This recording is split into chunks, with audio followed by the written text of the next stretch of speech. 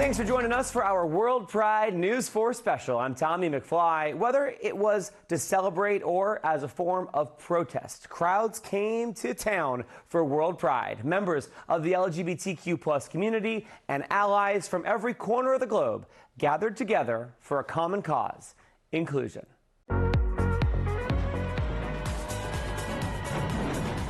As soon as we knew that it was coming to Washington, we were like, yeah, we have to come. We need to be here together with you guys. Oh my God, it was like a dream for me. Capitol Pride, to me, is like our 4th of July for the LGBT community. Have a good time, but we also take it very seriously. If there was a moment to be loud and proud, you know, here and queer, it is this moment and this time. Yes, Pride is about partying until 2 in the morning, but it's also important to support our community. I know there is nothing stronger than the love we have for each other. It's about sharing a story, sharing a life, sharing a dream.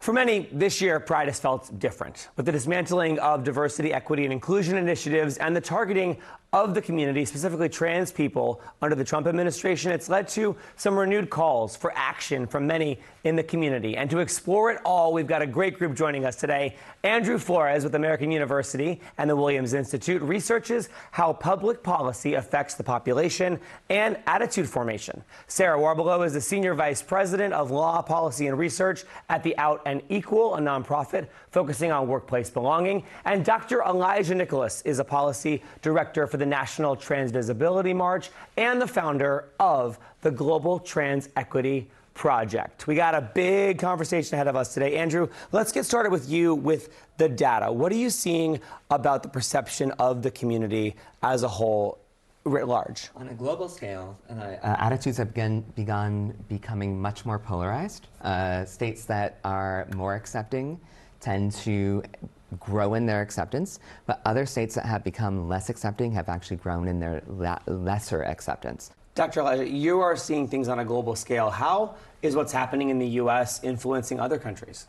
It's influencing the entire world, right? What's happening here in the U.S. has been a catalyst for anti-trans legislations all over the world. And so it's influencing the entire world. And we've seen attempted trans erasure all over the country and all over the world. Why has the trans community, do you think, been such a focus? I think the trans community has been a big focus because we're one of the most marginalized communities. And I look at this as a litmus test for other things to come as far as taking down the democracy of the United States. Sarah, you're working in workplace belonging, which I think is such a great term for what you want in a place where you work, a place where you spend so much of your life and time. How are you seeing the landscape shift? You know, look, I think there's become a more complicated conversation that's been happening, in part as a result of a lot of misinformation. But when we look at this holistically, it's absolutely clear that businesses are continuing to support their LGBTQ employees. They're not changing their policies. They're not changing the benefits that are available because they know that when they create communities of belonging, it's good for their bottom line. It increases retention of talent, as well as people's motivation to get up and do the work every day. What do you see months, years down the road? So in 2020, the Supreme Court issued a decision called Bostock that guaranteed that LGBTQ people had the right to be free from discrimination in the workplace nationwide. But there have been organizations and individuals that have pushed back against that success. And so in the years to come, it's going to be critically important to have allies within the community, across communities, to guarantee that those rights remain in place. Andrew, what do you see down the road, months, years from now? Well, what we're seeing already is that our politics have been polarized and our states are also very polarized. And what you see is a landscape of our policies that are actually very much like there's two Americas in which LGBTQ people, especially trans people, are living in, where you have states that are very much more progressive in, say, in their politics, and you have states that have been much more regressive in terms of how they're treating LGBTQ people. What it means to me is some of the states are mirroring what's happening at the federal level. And so, as we've seen with the anti-trans legislation at the Congress and Senate level federally, we're seeing that in the states, especially as it relates to the sports ban and bathrooms. We see it's a playbook. And so the playbook that's happening on the federal level has dwindled down or down to the state level. What does allyship look like going forward? We just hosted World Pride in D.C. The streets were packed. It was every age, every race. It was this beautiful mosaic of people. A lot of those folks identify as allies. But what does that look like now? And is it different than it looked 6 months ago? It's absolutely different. And how it is different is specifically from an investment perspective. When we look at trans, non-binary, and intersex people, we need more than visibility. Visibility has gotten us where we are now. And now, in addition to visibility, we need investment. Investment in equity, investment in justice, investment specifically in safety. And so that's what allies can do, is to bring us to the table, help us talk about how we can move things forward as it relates to investment, because visibility alone will not guarantee economic stability for our community members. How do you each think the community moves forward? I think our community has always been resistant. That part of pride has been forged in troubled times. And so it's about banding together and moving through to the place where we want to be, where everybody feels a sense of belonging, regardless of where they are. I think that in addition to that, I think we have to have honest conversations within the community, and we have to strategically move in a way that there is no separation between the T, the L, the G, and the B. We have to have that honest conversation in order to make progress. And I'll just add that I've done some research on this where I wanted to understand whether or not people in our community divide themselves because of our current politics. Okay. And the threat actually unites the group, then separates the group. It makes us stronger. Why should people who are not in the community, why should they care? I would say that it matters because there is a correlation. When we look back at the dismantling of Roe v. Wade, many people weren't really concerned about that because it didn't impact them. Now it's anti-trans legislation. In 6 months, it's going to be something else. And so I think at the core, we've identified that it's really about dismantling democracy, and that is why people should care. I think marriage equality provided people with a false sense that the fight for LGBTQ rights was over. It was a pinnacle moment, but it wasn't the end-all and be-all of true equality for LGBTQ people. And now seeing the pushback on basic freedoms for all LGBTQ people, particularly transgender people, has created an eye-opening experience for a lot of folks to take that step back and realize that they need to rejoin all of our efforts. Marriage equality, on that topic, do you think it is in jeopardy? Look, there's no guarantee about what the courts will do in any given moment, and it also includes who's on the Supreme Court. But it's also important to know that Congress took really important steps and passed a law called the Respect for Marriage Act that guarantees that the federal government will recognize the marriages of same-sex couples, interracial couples, regardless of where they live in the United States, if the worst were come to pass. So folks will be guaranteed to have those critical federal rights and benefits and obligations, including things like access to your spouse's Social Security. Andrew Flores, Sarah Warbelow, Dr. Elijah Nicholas, thank you so much for joining us today and bringing the voice of the community to everyone. When we come back, experts say thousands of LGBTQ+ people flee their countries seeking safety in the U.S. each year. But some worry their path to asylum is now harder than ever. What's at stake and why one former asylum seeker says he was willing to risk it all.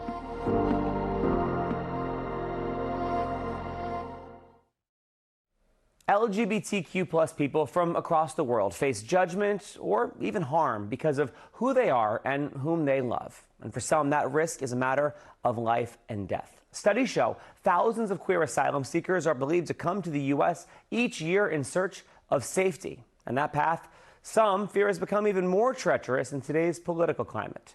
Maria Renee Barrias from our sister station Telemundo 44 has our story. You studying? I'm behind now. At home with his partner, Nelson is preparing for the bar exam and making plans for their future. Both big and small things that once seemed impossible.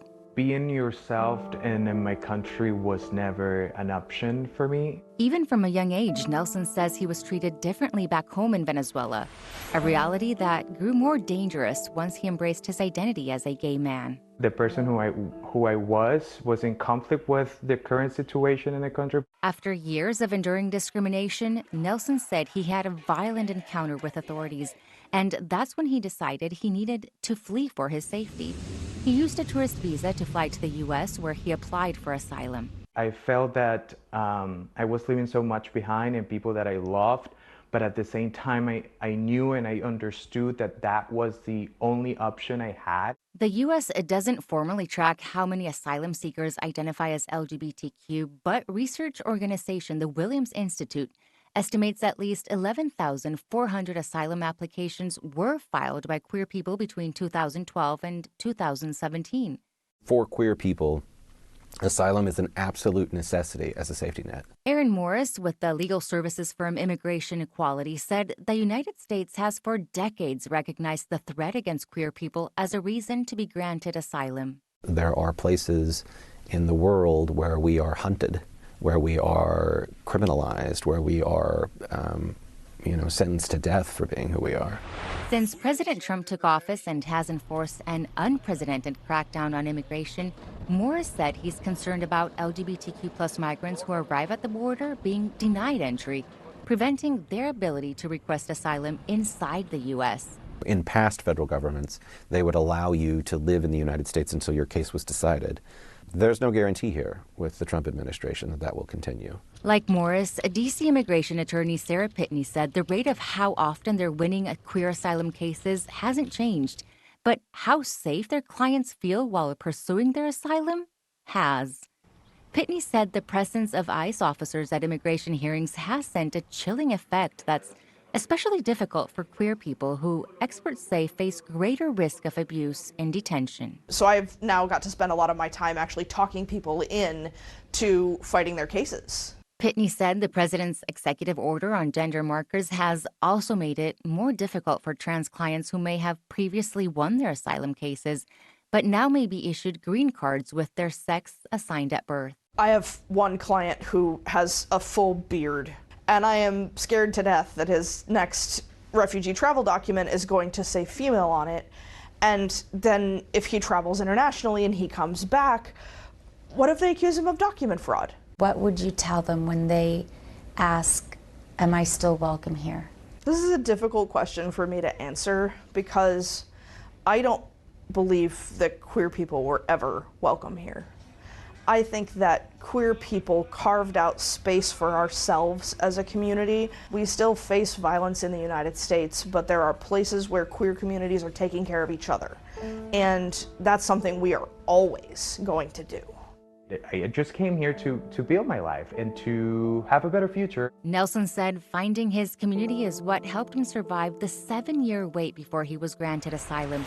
He went on to law school and is now working with an immigration firm to help others like him. The fact that I'm also helping others that were in my position is also super rewarding because I'm actually giving back to what I received at some point.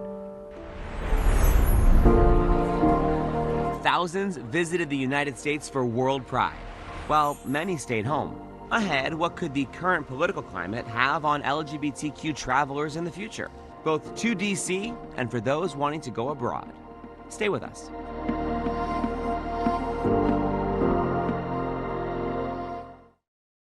Washington, D.C. has been prepping for Pride since 2022. Though they didn't get the expected crowds of up to 3 million people, many still came.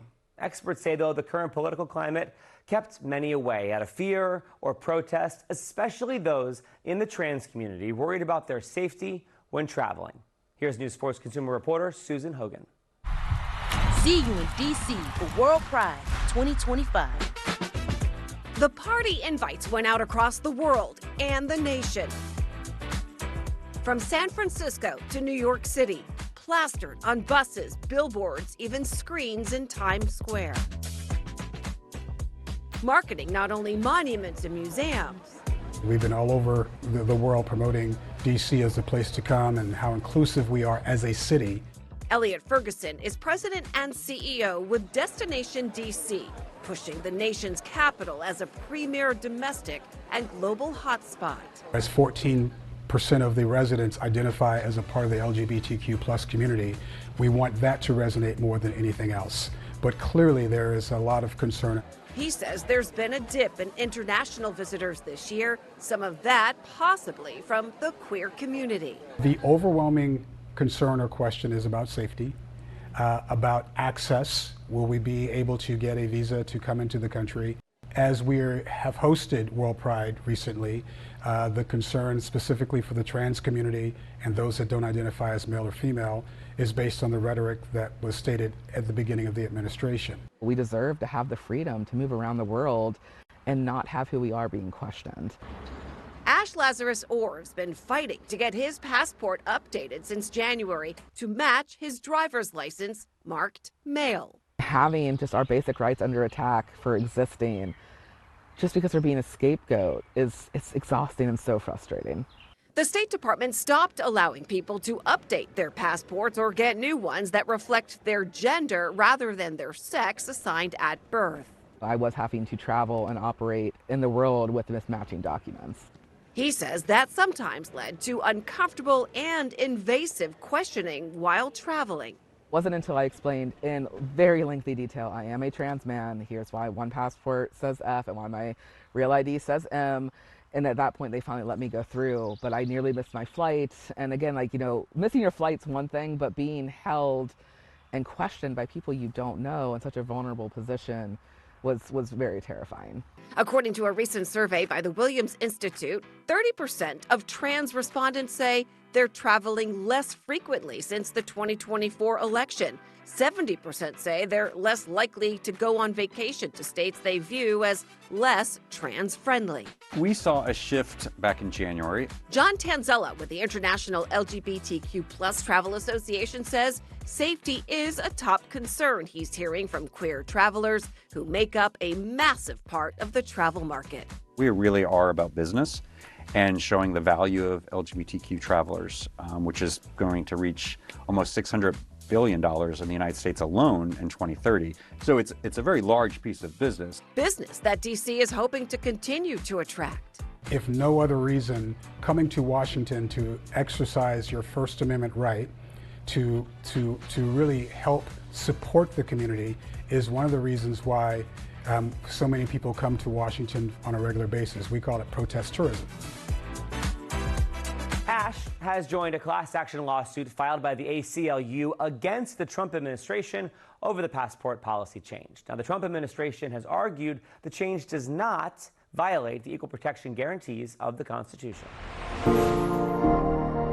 When our World Pride special returns, we sit down with LGBTQ trailblazers who've paved the way.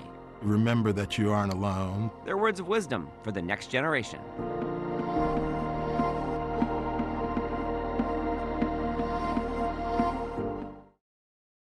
As we wrap up this World Pride special, a look to the future. The Journey for Equal Rights has a long history in the LGBTQ plus community right here in D.C. And many who have faced those struggles and paved the way say that they are confident in the new generation that they'll remain strong and persevere.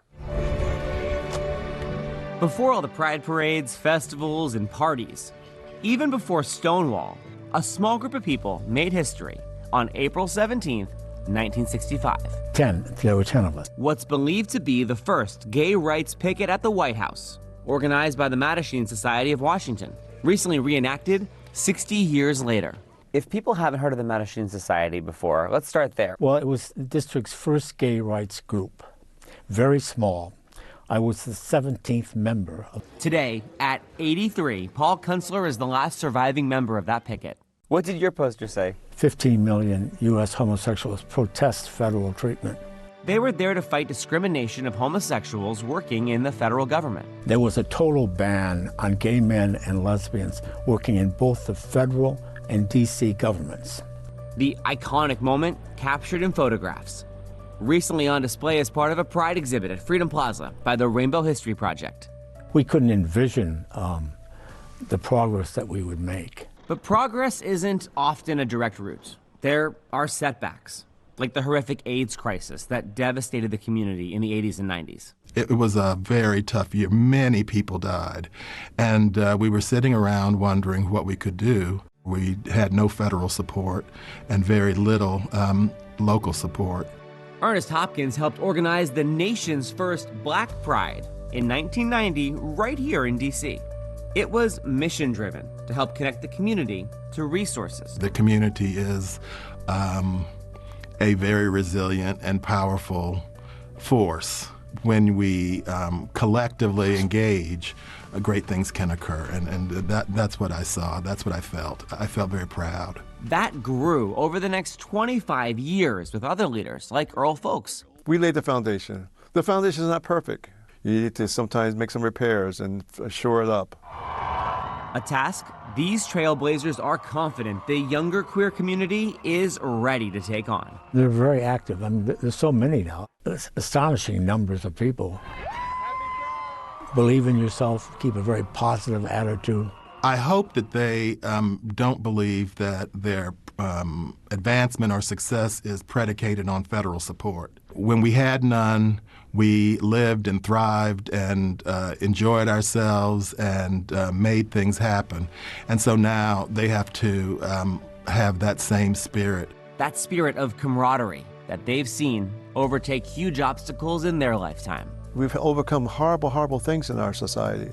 We may not be always better for it, but we're different because of it. Remember that you aren't alone, that there are people in the community who are like-minded and who, if you give them a chance, will support you, but you have to step up and talk about it. We could potentially lose it much faster if you don't get out and fight and advocate for yourself and learn the lessons of the past. Thank you so much for spending some time with us on our World Pride News 4 special. Hope you took a little something away from it, too. Until next time, I'm Tommy McFly. Happy Pride.